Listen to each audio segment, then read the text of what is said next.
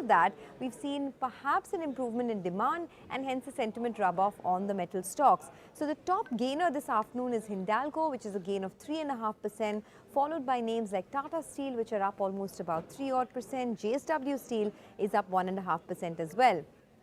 As I was telling you, it's the banking sector that's also doing quite well this afternoon. The bank nifty is up about 140 points, and you have names like SBI that are taking it forward, up about 1%. There's HDFC Bank, there's HDFC that are all doing well. Now, what's not doing well in this market, if you look at the list of losers, Reliance is dragging its feet a bit this afternoon, followed by a lot of the FMCG names. So whether it's something like a Britannia, you have even something from the auto space like Tata Motors, M&M that are all coming in for some profit taking. Adani Enterprises, which has been the biggest gainer this year, it's up 125%. Adani Enterprises today is down almost about 2% or so.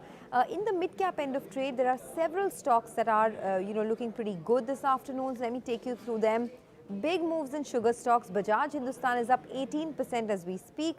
You have PSU banks which are doing very well. Karnataka Bank is up 6.5% right now. M&M Financial, after reporting quite a solid November business update, M&M Financial has hit a fresh 52-week high. The stock is up 5.5%. Now, there are a lot of things to watch out for in the market, and perhaps that's the reason why the market is in wait and watch mode right now, because the big event to watch this week will be the RBI policy on the 7th. The market is expecting perhaps a 35 basis points rate hike from the RBI. The inflation figure fell below 7% in the month of October. Remember, this will be the fourth consecutive rate hike by the RBI after 3 consecutive 50 basis points hikes. Not just that, if you look at it, the big question, of course, that everyone's asking is, will the Nifty hit that 19,000 mark this week?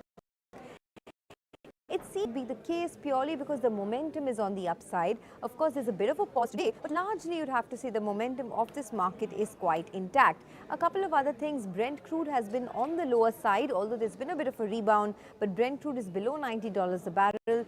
The dollar index we've seen since June. In China, the COVID curbs have been eased, because of which, that's a positive sentiment for equities across the globe. And all in all, our own markets we have hit record highs, as you know, in the last week. It's just that today it's a bit of a consolidation, a bit of a pause that we are seeing in the market. Thank you all for tuning in. We are also getting some queries, so we'll go straight to that in a bit. But for now, for the market, it's absolutely a good day of trade. Specifically for a couple of names. Let's take a look at some of the names in the broader markets. As I was saying, it's the PSU banks which are surging ahead. You have names like Karnataka Bank, which is up about 6%. Dhanlakshmi Bank is up almost about 4%, and something like a South Indian Bank is up almost about 3% or so.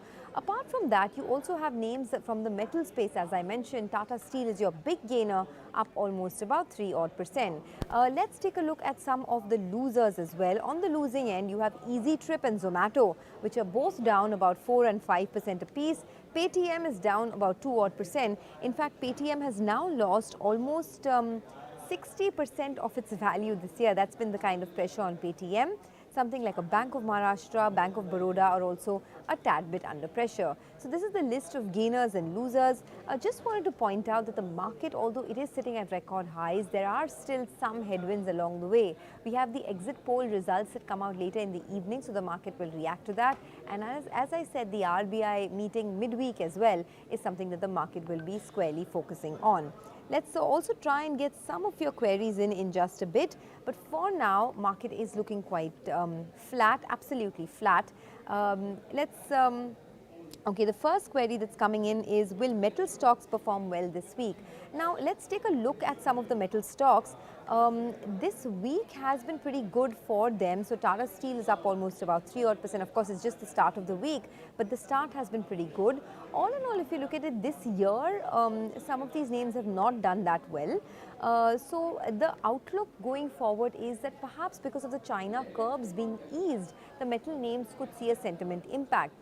So that's perhaps a very near-term outlook. In the longer term, it will all depend on the revival of demand as well as the improvement in steel prices, which at the moment is not looking like it's the case. So do keep an eye out on the metal names. A couple of more stocks that I just want to mention. Will the Nifty hit 19,000 this week is the other query that's coming in. Now, 19,000 is not too far away. It's just about less than 400 points away for the index. But the important bit is that there are a lot of data points that are coming out this week. If the RBI comes out with a dovish policy where the rate hike is about 35 basis points and the RBI has a positive outlook both on growth as well as the inflation has come off, then that is something that the street will definitely take positively. Remember, on Friday, both the FIIs and DIIs bought in the cash markets. FIIs 100 crores, DIIs bought 700 crores. So the going has been good. The momentum has been very strong for our own markets. It's just a matter of some triggers. As we head into the end of the year, generally there are no great positional calls taken in the market. The volumes also thin out as people go for their holidays or the festivities, and hence you may not see a major directional call, but for our own markets definitely things are on the upside. So that's as far as the overall index is concerned. Just wanted to point out a couple of more stocks that are in the news.